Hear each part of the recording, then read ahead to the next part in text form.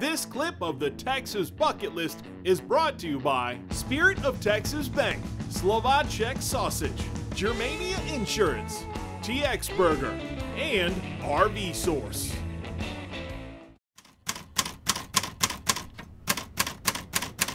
Howdy, and welcome back to the Texas Bucket List. In a world full of emails, texts, tweets, and more, it's hard to remember a time when the typewriter was top of the line. But there is one man who doesn't forget, and he's doing everything he can to keep this fading form of technology from heading to the scrap pile. Over in Houston's 3rd Ward, there's been a business that's outlasted the rest, despite the fact it's a trade dedicated to something that's considered a relic, the typewriter.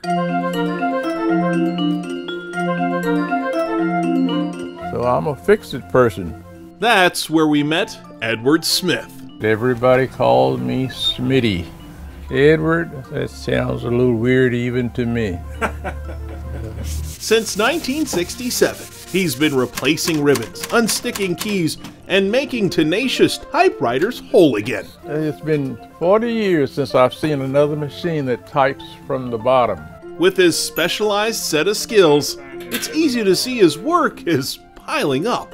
Look like I'm gonna be here for a while, I guess. Smitty was born just a few miles from his universal typewriter repair shop and has been married to the same woman for 57 years.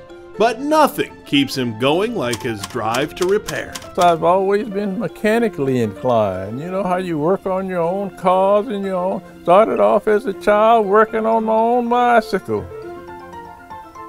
So I guess the mechanics were in me. So that's all I can say on that. I'm 80 years old.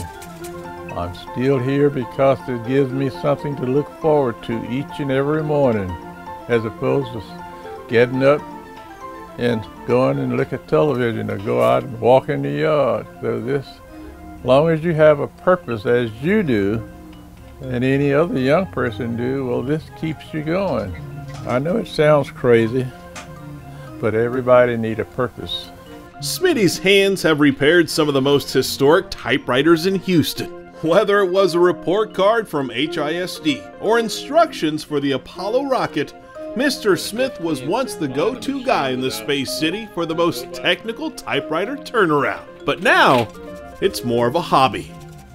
Despite being a rare rehabilitation specialist, he's not getting rich working on these well-versed word processors. This is why it's the love of it as opposed to the profit of it. In fact, it's probably costing him money, but he does it anyway. If I was charging for what I do, it wouldn't even be worth having them fixed. I have a flat rate for fixing a machine. On a small machine like this, it's $48.50. That's not even worth your time, but it's worth mine. On these big machines, it's $68.50. But this gives me something to do, and it keeps me going. Not much, but it just keeps me going. While he doesn't take any medication, my pill is what I'm doing as we speak. Mr. Smith has had several close calls to stroking his spinal key. After suffering through 3 major heart attacks, it seems his services aren't yet required by the man in the big office upstairs. My profit is the promise that I guess I made to the good Lord. If you let me live, I'm going to keep on trucking as long as I can. So I'm still trucking. With such a specific skill set, Mr. Smith is highly sought after, which is why his building is so tight with typewriters. He's a busy man. He's a busy man, yeah. How do you choose which one's next? Because you have so many to pick from. This is the ticket number. This is ticket number 1972. So this is already here and gone. That was the lady that just left. So next up is 1973? I rest my case. So have you ever used a smartphone, computer, tablet? What is this thing? The smartphone there. Okay, well that's all I use. I'm not a computer person. This is why I got an old computer that's got Windows 98 on it. I could have been in the computer business. I didn't choose to go in. We were doing more than we could do just fixing typewriters and adding machines at that time and calculators.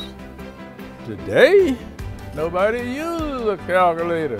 So Smitty sits and strives for the strength to continue to serve in the best way he knows how, all the while keeping his mind and body to a T.